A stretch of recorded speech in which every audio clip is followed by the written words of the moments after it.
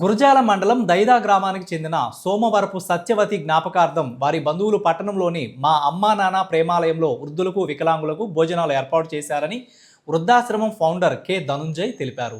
ఈ సందర్భంగా ఆయన మాట్లాడుతూ ఆశ్రమంలో 50 మంది వృద్ధులు ఉన్నారని, దాతల సహకారంతో ఈ ఆశ్రమాన్ని గత 10 సంవత్సరాల నుండి నడిపిస్తున్నట్లు తెలిపారు.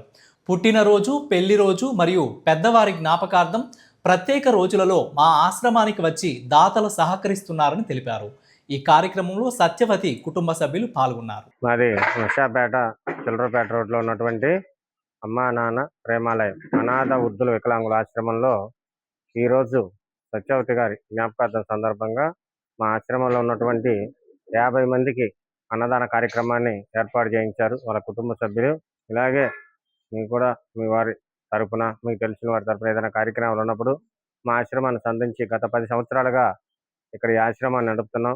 దాతల సహాయ సహకారాలతో ప్రతి ఒక్కరూ మీకు తోచిన సహాయ సహకారాన్ని అందించి కోరుకుంటున్నాం. అమ్మా నాన్న ప్రేమాలయం వృద్ధాశ్రమం ఇక్కడ నరసరావుపేటలో చిలకలూరుపేట రోడ్లో కె ధనుంజయరావు గారు ఈ ఆశ్రమాన్ని గత 10 సంవత్సరాలుగా నిర్వహిస్తూ వస్తున్నారు.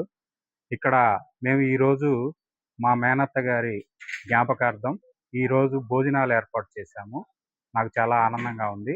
గతంలో కూడా ఈ ఆశ్రమానికి వచ్చి ఇక్కడ విజిట్ చేయడం కూడా జరిగింది.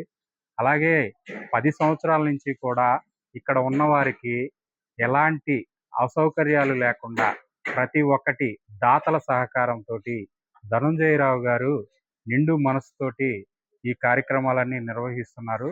చాలా గొప్ప విషయం.